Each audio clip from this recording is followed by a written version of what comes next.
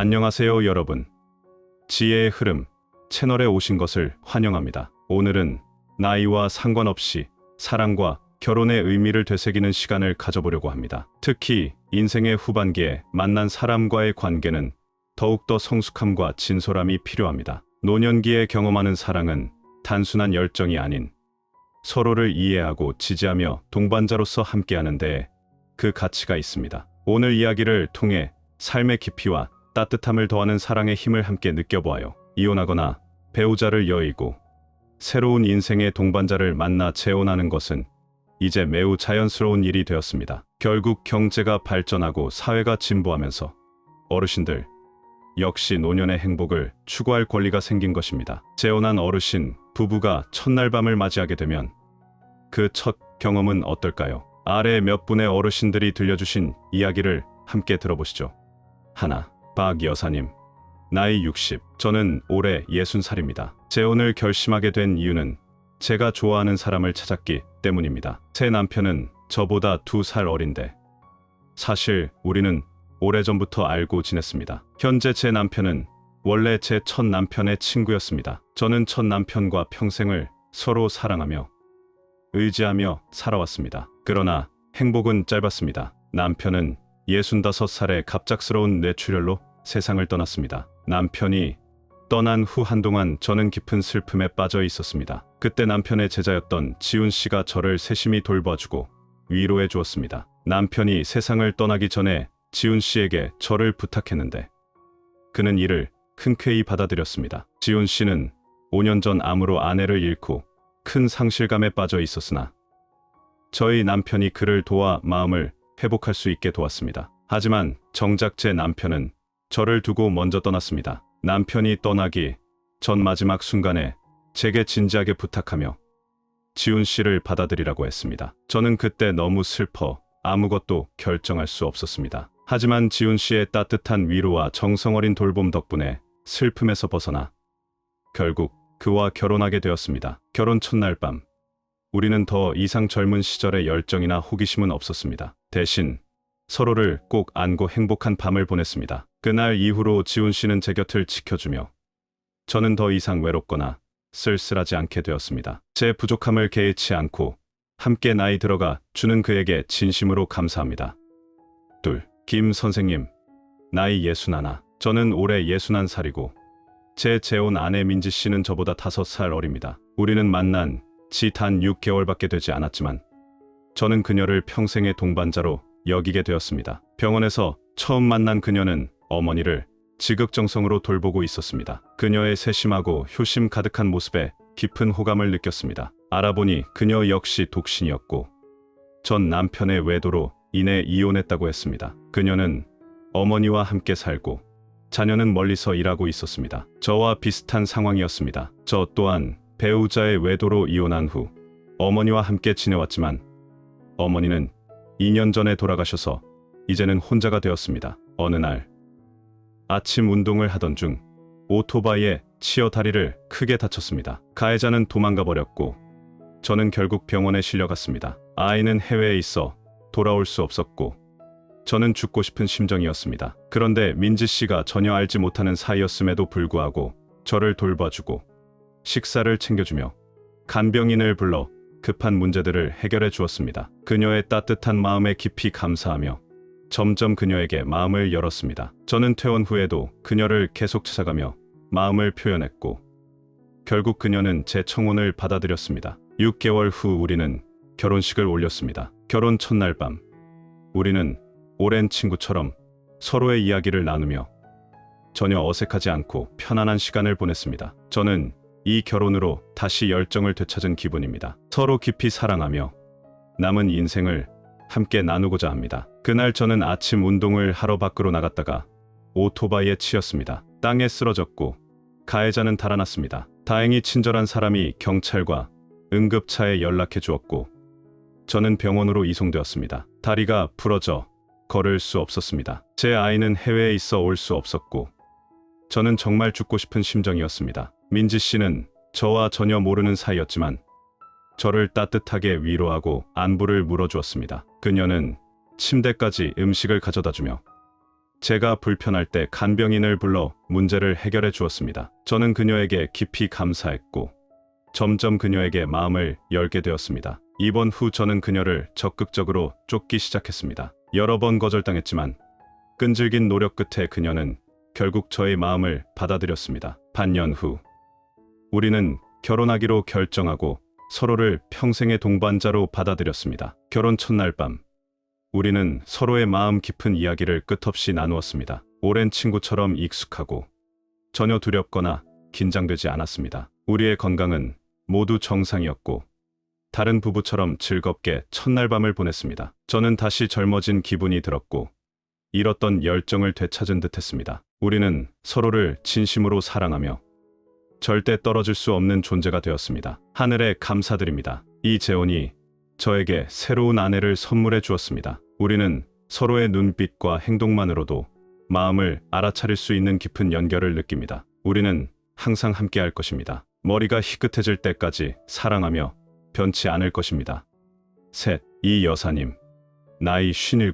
제 재혼 남편은 올해 60살입니다. 저는 과거 그가 고용한 가정부였습니다. 그의 집에서 5년 동안 일하며 80살 넘은 그의 어머니를 돌보았습니다. 그의 어머니는 저를 딸처럼 여겼고 항상 따뜻하게 대해 주었습니다. 5년간 저는 그 어머니를 돌보며 한결같이 정성을 다했습니다. 하지만 결국 어머니는 돌아가셨고 저는 매우 슬펐습니다. 더 이상 그 집에 머무는 것이 적절하지 않다고 느껴 저는 다른 직장을 찾아 떠났습니다. 그런데 남편은 저를 찾아다니며 다시 돌아와 달라고 부탁했습니다. 그는 저를 계속 고용하고 싶어 했지만 저는 이를 거절했습니다. 하지만 그는 뜻밖의 저에게 청혼했습니다. 처음에 저는 그의 청혼을 받아들이지 않았습니다. 그러나 그는 포기하지 않고 거의 1년 동안 저를 설득했습니다. 그의 진심 어린 노력에 결국 저는 그의 제안을 받아들이기로 했습니다. 그는 성대한 결혼식을 올리며 저를 아내로 맞이했고 저를 매우 존중했습니다. 저를 여전히 가정부로 대하는 것이 아니라 진정한 동반자로 여겨주었습니다. 저는 그와 결혼하기 잘했다고 느꼈습니다. 결혼 첫날 밤에도 그는 저를 한없이 존중해 주었고 진정한 신사처럼 행동했습니다. 저는 이런 사람이 정말 신뢰할 수 있는 사람이라고 느꼈습니다. 하지만 첫날 밤 저는 여전히 적응하지 못했습니다. 가정부에서 주인으로 바뀌는 것이 믿기지 않았고 긴장을 풀 수 없었습니다. 제 고용주가 남편이 되었다는 사실이 저를 너무나 낯설게 했습니다. 결국 우리는 다소 어색한 첫날 밤을 보냈습니다. 하지만 시간이 지나면서 서서히 적응해 나갔습니다. 저는 스스로를 여주인이라고 받아들이기 위해 노력했고 더 이상 자격지심이나 부끄러움을 느끼지 않으려 했습니다. 이제는 완전히 적응하여 정상적인 부부처럼 지내고 있습니다. 부부로서 사랑을 나누는 것은 아무것도 이상한 일이 아닙니다. 모두가 자연스러운 일입니다. 최 여사님, 나이 60, 저는 올해 60살입니다. 재혼하여 68살인 남편과 결혼했습니다. 결혼 후 첫날 밤 우리는 같은 침대에서 제대로 잠을 이루지 못했습니다. 몇 년 동안 혼자 자는 것에 익숙했기 때문에 갑자기 두 사람이 함께 자게 된 것이 어색했습니다. 저는 눈을 감고 있었지만 머릿속은 매우 맑았고 전혀 잠들 수 없었습니다. 그때 제 재혼 남편이 제 손을 잡으며 말했습니다. 괜찮아. 천천히 익숙해질 거야. 그리고 그는 이렇게 덧붙였습니다. 우리는 이제 모두 나이가 들었으니 밤에 손을 잡고 자는 것만으로도 부부로서 함께하는 거야. 그는 이렇게 말했습니다. 재혼 후 우리는 서로의 반려자가 되었고 손을 잡는 것만으로도 앞으로의 노년을 함께할 준비를 하는 거야. 저는 노부부가 재혼 후 첫날 밤을 맞이하는 경험은 대개 따뜻한 기억으로 남는 경우가 많다고 생각합니다. 재혼한 노부부가 결혼 후 처음으로 함께 밤을 보내는 순간에는 젊은 부부들처럼 열정적인 감정은 적을지라도 따뜻하고 다정한 말들이 오가는 경우가 많습니다. 그래서 재혼한 어르신들의 첫날 밤은 저마다의 독특한 아름다움을 가지고 있습니다. 지영의 생각으로는 노부부가 재혼하여 맞이하는 첫날 밤은 젊은 사람들과는 분명히 다릅니다. 젊은 시절의 열정은 없을지라도 더 성숙하고 풍부한 경험을 바탕으로 서로의 사랑과 애정을 다양한 방식으로 표현합니다. 노년기에 중요한 것은 동반자와의 따뜻한 동행과 마음의 위로입니다. 젊은 시절처럼 뜨거운 열정이나 신선한 호기심은 줄어들었겠지만 그들은 오래된 친구처럼 매우 편안하게 지냅니다. 상대방의 모든 것을 꿰뚫어 보는 듯 작은 행동 하나나 표정만으로도 상대방의 마음을 알아차릴 수 있습니다. 그들은 서툴거나 어리석게 행동하지 않습니다. 그것은 바로 성숙함의 한 형태입니다. 노년기의 진실함은 매우 중요합니다. 그들이 가장 필요로 하는 것은 상호 이해와 위로입니다. 때로는 가벼운 키스나 포옹만으로도 상대방에게 행복과 만족감을 줄 수 있습니다. 제가 오늘 여러분과 나누고 싶은 다음 글의 제목은 왜 일부 여성들은 중년의 남편이 바람을 피우는 것을 두려워하지 않는가? 입니다. 이 글은 한 여성 친구의 이야기를 바탕으로 작성되었으며 전체는 그녀의 시각에서 서술됩니다. 자, 이제 그녀의 이야기를 함께 들어보겠습니다. 얼마 전 저는 남편 노진 씨와 함께 친구 모임에 참석했습니다. 그들은 우리 부부가 어떻게 관계를 유지하고 있는지 매우 궁금해했습니다. 알다시피 일반적으로 부부가 한 달 동안 만나지 못하면 집안이 난리가 나기 마련입니다. 하지만 우리 두 사람은 아무 문제 없이 5년을 보냈습니다. 누군가 노진 씨가 한 달에 몇 번 집에 오는지 물었습니다. 제가 오늘 여러분과 나누고 싶은 다음 글의 제목은 왜 일부 여성들은 중년의 남편이 바람을 피우는 것을 두려워하지 않는가? 입니다. 이 글은 한 여성 친구의 이야기를 바탕으로 작성되었으며 전체는 그녀의 시각에서 서술됩니다. 자, 이제 그녀의 이야기를 함께 들어보겠습니다. 얼마 전 저는 남편 노진 씨와 함께 친구 모임에 참석했습니다. 그들은 우리 부부가 어떻게 관계를 유지하고 있는지 매우 궁금해했습니다. 알다시피 일반적으로 부부가 한 달 동안 만나지 못하면 집안이 난리가 나기 마련입니다. 하지만 우리 두 사람은 아무 문제 없이 5년을 보냈습니다. 누군가 노진 씨가 한 달에 몇 번 집에 오는지 물었습니다. 저는 2달에 한 번 정도요. 라고 답했습니다. 그러자 남녀 모두가 깜짝 놀라며 농담을 던졌습니다. 세상에 장거리 결혼이라니 정말 사람을 말려 죽이는 거 아니야? 남편이 외도라도 하면 어쩌려고 그래? 저는 사실 이렇게 말하고 싶었습니다. 전혀 걱정하지 않아요. 결혼이란 것, 여성에게는 늘 부가적인 장식이지 결코 생존을 위한 필수품이 아니니까요. 만약 제가 노진 씨와 이혼하게 된다면 물론 슬프겠죠. 하지만 슬픔은 오랜 시간 동안 쌓아온 관계가 깨졌기 때문이지 제가 그의 존재에 의존하고 있기 때문은 아닙니다. 그래도 저는 억지로 관계를 유지하지 않을 겁니다. 두 사람이 함께 있는 것이 고통스럽다면 깔끔하게 끝내는 것이 낫습니다.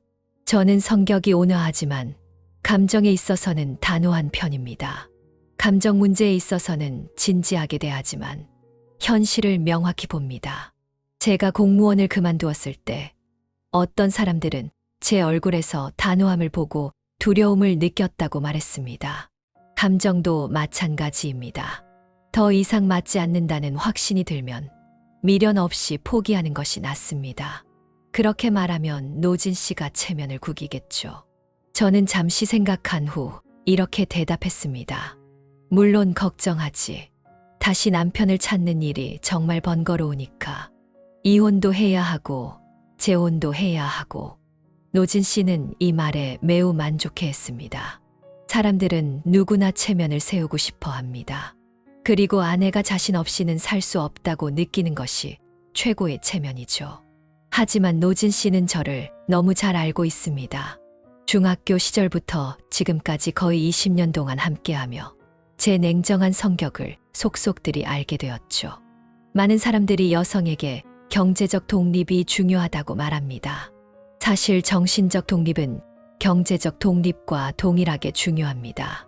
그렇다면 정신적 독립이 반드시 경제적 독립에 기반을 둬야 할까요? 저는 반드시 그렇지는 않다고 생각합니다. 많은 여성들이 자신감을 잃는 이유는 바로 자립에 대한 두려움 때문입니다. 직장 여성들은 남편이 없으면 아이를 돌볼 사람이 없고 일과 육아를 동시에 해야 한다는 두려움에 사로잡힙니다. 남편이 때로는 귀찮고 도움이 되지 않더라도 전구를 갈아 끼우고 변기를 고쳐주는 존재로 남아있다는 점이 중요하기 때문입니다. 전업주부들은 남편이 없으면 생계가 완전히 끊길까봐 걱정합니다. 그래서 저는 항상 여성들에게 이혼을 권장하지는 않습니다. 하지만 여성들이 언제든 배움을 멈추지 말고 스스로를 발전시키는 것을 권장합니다. 대부분의 여성들은 남편 없이 살면 끝이라고 생각합니다. 하지만 사실 사랑하지 않는 사람은 절대 붙잡을 수 없습니다. 3년 전 한 친구가 저에게 전화를 걸어 남편이 바람을 피우고 있다고 말했어요. 그 이야기는 정말 드라마 같은 내용이었습니다. 남편은 서울로 출장을 한 달여 가지만 예상보다 일찍 일이 끝나 아이가 친정집에 있는 줄 알고 서둘러 귀가한 것으로 알려졌다. 버스를 타고 집으로 가던 중 한 교차로에서 남편의 차를 발견했는데 조수석에 한 여성이 타고 있었다고 합니다. 두 사람은 신호등 앞에서 차를 멈춘 채 서로 키스를 하고 있었고 친구는 너무 화가 나서 온몸이 떨렸다고 했습니다. 나중에 친구에게 물었습니다. 그 순간 너의 기분은 어땠니? 친구는 잠시 생각하더니 말했습니다. 평생 함께할 거라고 믿었던 사람이 어느 날 갑자기 나에게 이렇게 말하는 기분이었어. 난 떠날게. 잘 있어. 그게 다가 아니었습니다. 남편은 자신의 행동에 대해 별로 죄책감이 없었고 오히려 친구에게 이혼을 협박용으로 사용하려 했습니다. 그런데 남편은 친구가 이혼하자고 하자 바로 동의하며 좋아. 내 말대로 이혼해라고 대답했습니다. 친구는 크게 당황하고 후회했지만 이미 돌이킬 수 없었습니다. 후회하지 않을 수도 없고 그렇다고 후회한다고 되돌릴 수도 없는 상황이었습니다. 제 의견은 이렇습니다. 첫째, 이혼을 결정하기 전에 스스로에게 물어봐야 합니다. 왜 이혼을 하려고 하는지. 만약 외도가 당신의 한계를 건드렸다면 이혼이 정당한 선택일 수 있습니다. 하지만 외도가 단순히 바깥에서 즐기고 오는 것이라고 여긴다면 그 상황을 그대로 받아들이는 것도 가능합니다. 결혼의 체면이 조금도 손상되지 않는다고 생각한다면 말이죠. 둘째, 이혼을 두려워하지 마세요. 사회적 통념 속에서 이혼은 오해받기 쉽습니다. 특히 여성은 더 큰 책임을 떠안게 됩니다. 심지어 남편의 외도조차 아내의 잘못으로 여겨지곤 합니다. 남편 없이 살면 굶어 죽을 것이라는 두려움을 버리세요. 세상은 당신에게 친절합니다. 그 친절이 반드시 결혼으로부터 오는 것은 아닙니다. 결혼이 불행하다고 해서 인생이 부족하거나 불완전한 것은 아닙니다. 단지 운이 좋지 않았을 뿐입니다. 셋째, 이혼은 다른 사람에게 묻지 말고 자신에게 물어야 합니다. 친구는 나중에 이혼 후 저에게 물었습니다. 내가 너무 성급했던 걸까? 저는 이렇게 대답했습니다. 이미 결과가 나왔다면 뒤돌아보지 말아야 해. 남편의 외도를 두려워하지 마세요. 우리가 종종 말하는 것처럼 스스로 먼저 문제를 만들지는 않되 문제를 두려워하지도 않아야 합니다. 중년까지 인내했다면 이젠 옆에 있는 사람을 소중히 여기되 똑똑히 봐야 합니다. 함께 자든 따로 자든 상관없습니다. 하지만 만약 다른 여성을 끌어들여 당신과 함께 누리려고 한다면 그것은 절대 용납할 수 없습니다. 여성이 옹졸해서가 아니라 그런 남자는 자격이 없기 때문입니다. 물론 저는 여성들에게 지나치게 자유롭거나 개방적인 행동도 권하지 않습니다. 남편의 외도를 두려워하지 않는다고 해서 자신이 아무렇게나 행동해도 된다는 뜻은 아닙니다. 결혼은 두 사람을 구속하는 것이지 한쪽만 자유롭게 만드는 것이 아닙니다. 나중에 노진 씨가 저에게 이런 말을 했습니다. 안전감은 다른 사람이 주는 게 아니라 스스로 주는 거야. 난 내가 나를 떠나도 더 나은 사람을 찾을 수 있다고 믿어. 그리고 나도 내가 아니더라도 더 나쁜 사람을 만나지는 않을 거라고 믿어.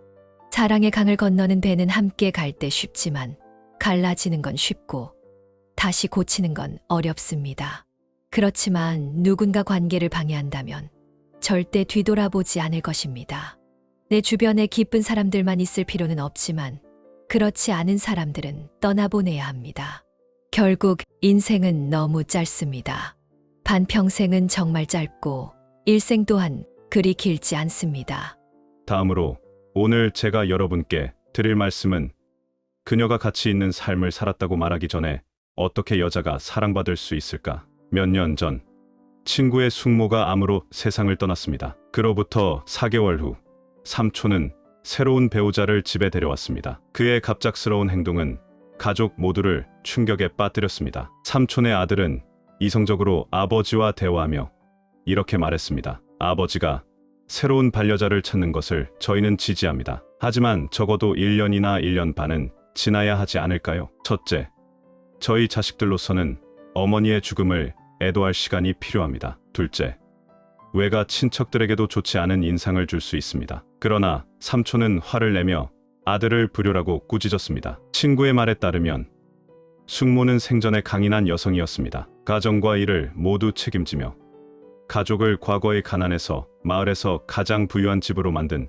장본인이었습니다. 반면 삼촌은 평생 집안일에 서툴고 사교도 잘하지 못하며 숙모의 말을 따르기만 했습니다. 숙모는 암 진단을 받은 뒤 5년의 투병 생활을 했고 삼촌은 그 기간 동안 세심하게 숙모를 돌보았습니다. 특히 마지막 1년 동안은 거의 잠도 자지 않고 숙모 곁을 지켰습니다. 모든 친척들이 감탄하며 말했습니다. 젊은 시절에는 서로에게 기대어 살고 노년에는 함께하는 반려자가 있는 것이 얼마나 중요한가. 여성의 삶에서 가장 중요한 것은 병상에서 누군가가 곁을 지켜주고 따뜻한 말로 위로해주는 것이 아니겠는가. 그러나 숙모가 세상을 떠난 후 삼촌은 억눌렸던 감정을 해방하기 시작했습니다. 친구의 말에 따르면 삼촌은 연이어 여러 사람을 만났습니다. 오늘은 같은 마을의 오래된 이웃인 과부, 내일은 광장에서 춤을 추며 만난 여성, 모레는 마작을 함께하며 알게 된 친구였습니다. 삼촌은 만나는 사람마다 열정적으로 빠져들었고 이를 가족과 친척에게 자랑하기 바빴습니다. 결국 이런 행동은 숙모의 친정 가족뿐만 아니라 자식들과 친척들의 마음마저 멀어지게 했습니다. 병상에서 많은 시간을 보내며 쌓아온 좋은 평판과 인간관계. 친구는 숙모가 너무 안타깝다고 말했습니다. 어떻게 한 여성이 무능한 남편과 결혼해 평생을 영광도 없이 살아갈 수 있었을까? 남편과 함께 아이를 낳아 기르고 모든 것을 혼자 힘으로 이끌어 살아냈어. 결국 중년의 암에 걸려 회복할 수 없게 되었고 그녀의 시신이 아직 식지도 않았을 때 남편은 이미 새로운 사랑에 빠져 웃음만 가득했어. 숙모를 추억하거나 애도하는 모습은 전혀 없었어. 아마도 이 이야기는 모든 여성에게 큰 실망감을 줄 수 있는 이야기일 겁니다. 하지만 이 이야기를 들은 후 제 마음은 복잡했습니다. 저는 친구에게 이렇게 말했습니다. 내가 우리 아빠 이야기를 하나 해줄게. 우리 엄마가 세상을 떠난 지 4년이 넘었어. 그동안 친척이나 친구들이 종종 나에게 은근히 아빠를 설득해보라고 했어. 60대 초반이시면 아직 젊으신데 왜 혼자 사시려고 하시니? 조건도 괜찮으시니 반려자를 찾는 게 좋지 않을까? 너도 딸로서 덜 걱정되지 않겠니? 라고. 그들의 말이 선의에서 나온 것임을 알지만 저는 아빠에게는 그것이 너무 어려운 일이라는 걸 잘 알고 있었습니다. 지난 4년 동안 아빠의 휴대폰 배경화면은 항상 엄마 사진이었고 컴퓨터 화면 보기도 엄마였어요. 책상 위 사진 액자에도 엄마 사진만 있었습니다. 한 번은 이웃이 우리 집에 와서 아빠의 의중을 살펴보려 했습니다. 좋은 분을 소개해드릴까요? 라고 말했을 때 아빠는 직설적으로 문을 열어 그를 돌려보냈습니다. 다른 이야기를 하려면 차를 내오겠지만 이 이야기를 하려면 지금 당장 나가주세요. 또 어떤 친척이 아빠를 설득하려고 했을 때 아빠는 이렇게 말했습니다. 나는 평생 단 한 명의 아내만 있었어. 다른 건 더 이상 말할 필요 없어. 가족들이 저에게 아빠를 설득해보라고 할 때 저는 항상 명확하게 말했습니다. 아빠가 어떤 결정을 하든 저는 존중합니다. 재혼을 하든 안 하든 중요한 건 아빠 스스로 원해야 한다는 겁니다. 아무도 아빠를 강요할 수 없습니다. 저는 아빠를 너무 잘 알고 있습니다. 아빠와 엄마는 절대 사랑이 넘치는 부부라고 할 수는 없었어요. 그들은 전형적인 원수 같은 부부였습니다. 평생을 사랑하면서도 싸웠죠. 엄마가 돌아가시기 2달 전에도 두 분은 사소한 일로 다투며 이혼하겠다고 하셨을 정도였습니다. 제가 어릴 때는 그런 모습을 보며 너무 싫었습니다. 제대로 사랑하든지 아니면 이혼하든지 왜 이렇게 하세요? 라고 속으로 외쳤습니다. 하지만 제가 결혼하고 아이를 낳은 뒤 감정 작가로서 감정 분석과 심리학을 배우고 나서야 깨달았습니다. 그것이 그들만의 독특한 관계 방식이었다는 것을요. 그들은 사이가 좋을 때는 찰떡궁합이었지만 싸울 때는 하늘이 무너질 정도로 격렬했습니다. 하루는 따뜻한 봄날 같다가 다음 날은 거센 폭풍우가 몰아쳤습니다. 겉으로는 서로 날을 세웠지만 속으로는 서로에게 진심이었습니다. 그들의 사랑과 관심은 늘 불만과 불평 속에서 드러났고 분노와 비난을 통해야만 표현되었습니다. 서로를 끊임없이 지적하며 애정을 나타내는 독특한 방식이었습니다. 이제 나이 들어 머리가 희끗희끗해진 두 사람이 헤어졌습니다. 다시는 다툴 일도 없고 서로를 탓하거나 잔소리를 할 일도 없습니다. 아빠의 휴대폰 배경화면은 엄마가 15살이던 시절의 사진입니다. 그 시절은 두 분이 처음 만나 사랑을 시작한 때였습니다. 저는 엄마의 유품을 모두 원래 있던 자리에 두고 누구도 손대지 못하게 했습니다. 아빠는 그 누구보다 열심히 살아가려 애쓰고 있습니다. 그는 이런 방식을 통해 여전히 엄마와 함께 있는 듯한 위로를 얻고 있습니다. 우리 친구가 숙모를 위해 안타까워하는데 당신은 제 아빠가 이런 삶을 사는 것을 어떻게 생각하시나요? 제 엄마는 이런 삶을 통해 자신의 인생이 가치 있었다고 느꼈을까요? 친구는 한숨을 쉬며 대답하지 않았습니다. 싸우고 다투면서도 서로를 놓지 않고 살아온 그들의 결혼 생활은 그렇게 평범하게 지나갔습니다. 결국 사랑을 받아야 한다는 것은 단 하나의 방식으로 정의할 수 없는 일입니다. 병상에서 마지막 순간까지 곁을 지키며 서로를 돌본 부부. 그렇게 삶의 끝을 함께 보낸 것은 가치 있는 일이었을까요? 사랑하는 사람이 세상을 떠난 후에도 매일같이 기억하고 그리워하며 마음속 깊이 간직한 사랑. 그것은 과연 가치 있는 삶의 증거일까요? 세상 사람들은 제 아빠를 좋은 남편의 표본으로 보고 친구의 삼촌을 무정한 사람으로 판단할 수 있을 것입니다. 하지만 사람의 마음은 그렇게 단순하지 않습니다. 저는 때때로 이런 생각을 합니다. 엄마는 병이 갑작스럽게 악화되어 너무 빠르게 세상을 떠났고 침대 곁에서 마지막으로 돌볼 기회조차 남기지 못했지. 아빠의 슬픔과 그리움 속에는 분명 자책감도 있었을 거야. 더 적게 다투고 더 잘해주지 못했던 것을 후회했을 거야. 아빠는 그런 자책감을 덜기 위해 스스로를 고통 속에 두면서라도 엄마와의 추억을 간직하고자 했을 것입니다. 반대로 친구의 삼촌은 오랜 시간 병상에 있던 아내를 헌신적으로 돌봤고 마지막까지 남편으로서의 역할을 다했습니다. 그래서인지 그는 노년에 자신을 해방하며 자유롭게 살기로 결심한 것 같습니다. 여성이 인생 동안 누려온 사랑의 가치, 아이를 낳고 키우며 함께 살아온 삶의 의미, 그것은 결국 본인들만이 판단할 수 있는 문제일 것입니다. 이 이야기를 쓰고 난 지금 저는 오늘의 질문에 대한 답을 내릴 수 없다는 것을 깨달았습니다. 하지만 어렸을 적 보았던 천녀 이야기들이 조금은 더 이해가 갑니다. 하늘과 인간 세상을 오가며 신으로 사는 것은 얼마나 좋을까 싶다가도 결국 인간으로 살아가며 사랑하고 상처받는 것이 불가피한 삶의 일부임을 받아들이게 됩니다. 인생에서 반드시 죽음이 오고 사랑하는 사람과 이별하게 되더라도 한 생을 진정으로 깊이 사랑했던 그 순간들을 감사히 여길 수 있다면 말입니다. 얼마 전 영화 유랑지고를 보며 저는 이런 생각을 했습니다. 만약 언젠가 세상이 무너지고 인류가 생존을 선택해야 하는 날이 온다면 저는 유일하게 남은 도시로 들어갈 열쇠를 제 사랑하는 사람과 아이에게 주고 싶습니다. 맹세는 들을 필요가 없고 미래는 알 수 없습니다. 하지만 지금 이 순간만큼은 이렇게 말할 수 있습니다. 불타올랐고 사랑했다면 그걸로 충분하다. 그것이 가치 있는 일이었는지 묻지 말자. 오늘의 이야기를 시청해 주셔서 감사합니다. 이 이야기가 여러분에게 공감과 깨달음을 주었기를 바랍니다. 아직 구독하지 않으신 분들은 구독 버튼을 눌러주세요. 지혜의 흐름은 매일 새로운 글을 전해드리며 여러분이 매일 새로운 깨달음을 얻길 바랍니다. 다음 시간에 다시 만나요.